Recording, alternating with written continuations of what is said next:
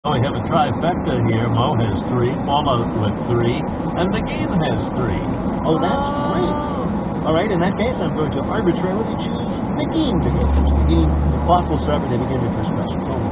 On Tuesday, blank named 9 more members of the White House staff. Biden. Yes.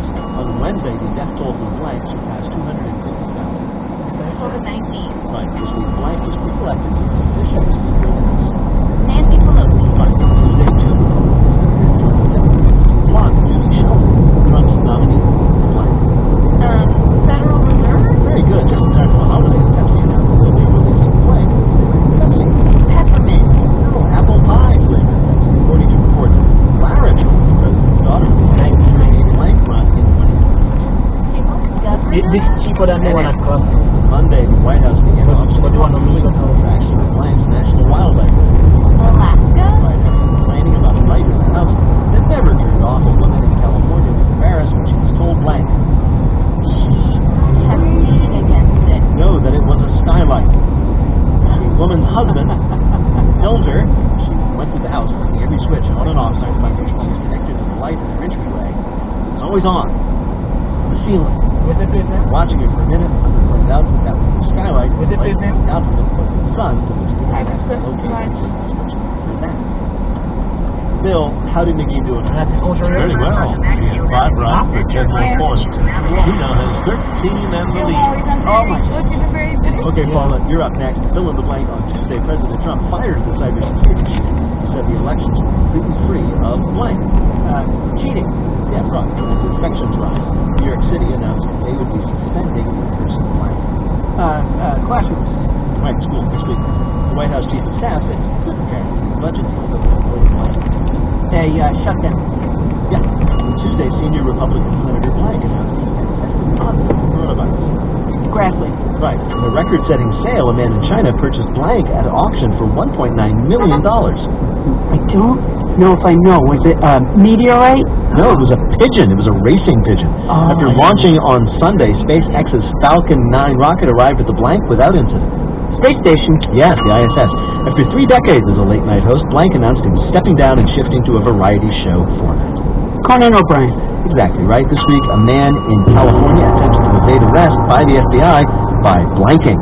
By running into a police station. No, by diving into a lake and using an underwater sea scooter to try to escape. Damn it, that was my next answer. I know. It was just like out of James Bond, except in this case it was a so lake, close. and the sea scooter has this top speed of 4 miles per hour.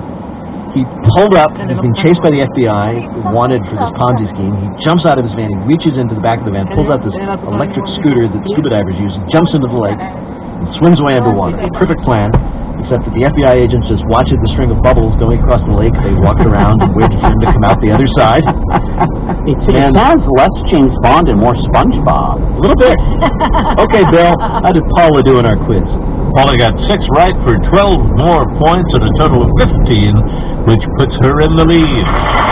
Oh, that is impressive, Paula.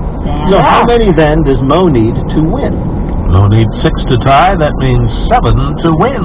Okay, here we go, Mo. This is for the game. On Monday, Georgia's Secretary of State said that Senator Blank had pressured him to throw out legal ballots. Nosy neighbor Lindsey Graham. Yeah. The Mrs. Kravitz of electoral politics. What's going on in your state over there? After Moderna announced the success rate of their vaccine, the Blank hit a record high. Dow. Yes. This week, another 740,000 Americans filed for blank above expected numbers. Unemployment. Yes. This week, a restaurant in Minnesota unveiled a new burger they say can blank. Oh, can kill the coronavirus. No, can induce labor. On Wednesday, Apple agreed to a $113 million settlement over accusations they intentionally slowed down old blanks. iPhones.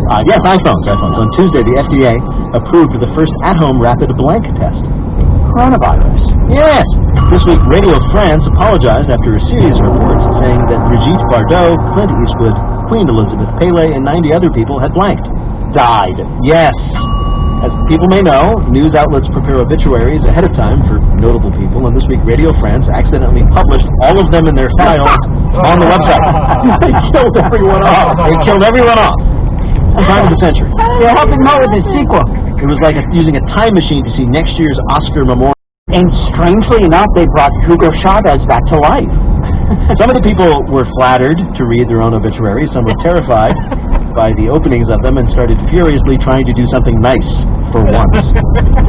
Bill, did Mo do well enough to win? Well, stand back. He had 6 right for 12 more points. He now has 15, which means he and Paula are co-champions. Oh, my God. Paula, I feel so close to you. I think I'm going to call you on the phone. Oh, I would love that. In just a minute, we're going to ask our panelists to predict what will be the big surprise in Book 2 of President Obama's memoir. But first, let me tell you, Wait, Don't Tell Me is a production of NPR and WBEZ Chicago in association with Urgent Haircut Productions, Doug Berman, Benevolent Overlord. Philip Godica writes our limericks. Our public address announcer is Paul Friedman. Our house manager is Gianna Capadona. Our intern is Darius Cook. Our web guru is Beth Noty. BJ Liederman composed our theme. Our program is produced by Jennifer Mills, Miles Rorbos, and Lillian King. Lillian King's understudy is Peter Gwynn. Special thanks this week to Ismael Lutfi. Technical direction is from Lorna White. Our business and ops manager is Colin Miller. Our production manager is Robert Newhouse. Our senior producer is Ian Chillog. And the executive producer of Wait, Don't Tell Me is Michael Danforth.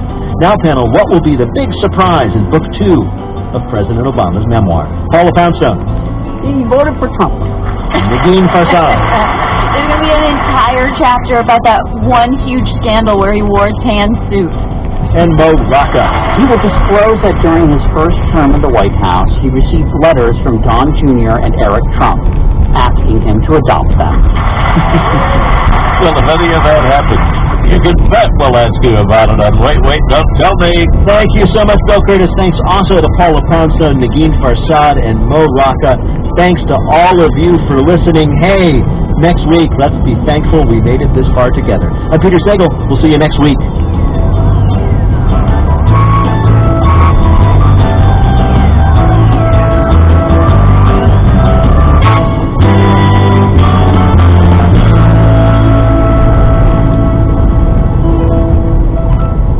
This is NPR. Support for this podcast and the following message come from Dun & Bradstreet, improving how business-to-business marketers attract, engage, and convert buyers in any economy. This is Smarter ABM. Learn more at dnb.com/ABM. Maybe. We may. Welcome to Wait, Don't Tell Me's Letter from the Editors, where we bring you stuff we recorded for the show but had to cut. 3, 2, 1. Hello, check 1, 2. Hello, test 1. Okay. Test. Is this working? Test? Test. I don't test well. Testing. Me, mama, moo. Are we recording, Wendell? We are. We'll be right back. Support for this podcast and the following message come from Little Passports, offering activity kits to keep kids engaged and expand their minds. Hands-on activities and games invite kids to explore the world and unpack the mysteries of science. They'll travel to countries like France, Brazil, and Egypt and build scientific wonders like a volcano, a submarine, and a solar-powered car, all from their kitchen table. More at littlepassports.com. Hey, before we begin this week's bonus podcast, we have to tell you there is explicit language ahead. You know what? I'm just going to tell you. We say the word only we won't bleep it like we just did. You'll just hear. And if you're worried about it, it's a word that rhymes with, like if you're going fishing, if you're going bass fishing and you ask a friend if he could recommend a good bass hole, the word we're going to say sounds like that. Or maybe like you have a coal-fired stove and you need to put some more coal in it, so you say to your friend or your family member, hey, can you pass coal to the stove? Or if you're really into podcasts and you spend a lot of time reading about Ira Glass and you kind of go into this glass hole. So again, you're going to hear some curse words coming up, but they won't be bleeped. And it's just one curse word. The word. And with that out of the way, let me welcome you to this week's Wait, Don't Tell Me letter from the editors. I'm Mike, and I'm here with Jennifer. Hello. And we are two of the show's editors or producers, and we have just a short little bonus podcast for you today. Think of it as a sort of Thanksgiving snack. Mike, I don't know about you, but this one was kind of hard to cut. here's more from Paula Poundstone, Mo Rocca, and Nagin Farsad. Mo, this week Ivanka Trump's high school best friend wrote an account of their relationship for Vanity Fair. She says her first memory of Ivanka was MaximumFun.org and NPR.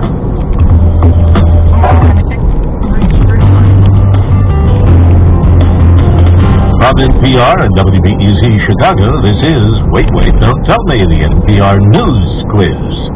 Wait for me, Mayflower. I'm a Thanksgiving pilgrim, Bill Curtis.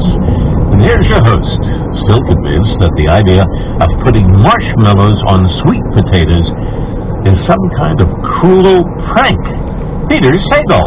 Thank you, Bill, and thanks one more time to our fake audience, which this week is the fake family members provided by Zoom, so you can duck out and watch football during your virtual Thanksgiving. Speaking of which, this year's holiday is problematic. First of all, we can't get together with our families and friends because of the pandemic. I don't mind. For once, I can tear the turkey apart with my bare hands, and no one will see. And secondly, after a pretty tough year, you might be coming up short with things to be thankful for. Well, here's where we can help. We've got some wonderful things we did on this show lined up especially for you. For example, here's actor and comedian Rami Youssef, whose show Rummy became a surprise hit and won him a Golden Globe Award. He joined us in August. Rami Youssef appearing on my screen. Hello, how are you? Thanks for having me. Oh, it's great to have you. I just so much love your show, but I've been checking in with everybody.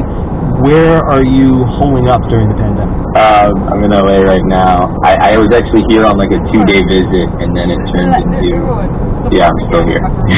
That was how many years ago? We don't remember. I know, because it was Hanks got it, and then once Hanks got it, they were like, we're shutting this down. Really? And so no one, that I think is going to be, when we look back in history, the turning point. When Tom Hanks got sick, yeah. So Yeah. Before Hanks getting sick and after. Yeah.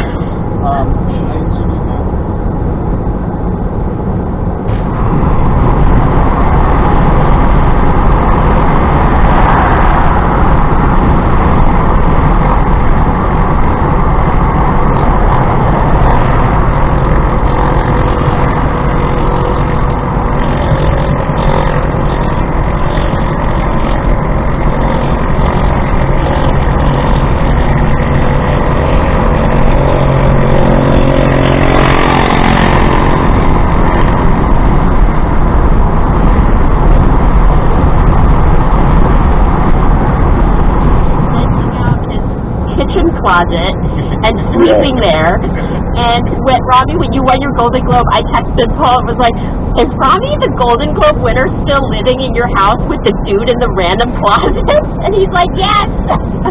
Yeah, I mean, one of the first things we did in the pandemic was ask him to leave. It was not, and you would think, well, it's the pandemic, it's time to stick together, but really, the pandemic is time to clean out the closet, and we made sure that happened.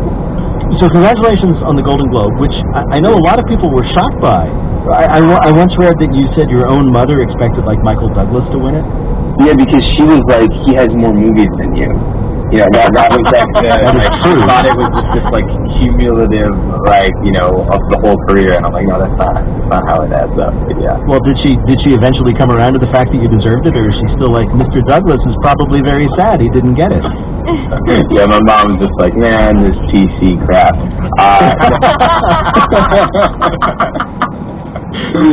And now 2 Emmy nominations. This is really extraordinary. Congratulations. Thank you. The show, for people who haven't seen it, is essentially autobiographical. You play a guy named Rami, who is living in New Jersey with his family, as you presumably did for many years. The show depicts your life as you lived it, growing up in suburban New Jersey, as part of a Muslim family in the community there? Well, probably the closest that it gets to things that felt like my life. In the first season, we have an episode that revolves around middle school me, and I think the rest of the series is very much me imagining this kind of shadow alt version of myself, where if I didn't have a passion, if I didn't find acting, comedy, if I kind of just played out this very plausible other version of my life, what would that look like? It's interesting because you've made an autobiographical piece of art that depicts yourself as the loser you're not, which is the opposite way it usually works, right? I mean, I thought it would be weird if it's just like me charming baristas for 20 minutes. I was like, this isn't, and it's called Rami, and I'm just like, did you get a new haircut? And she's like, no one noticed. That would be like actually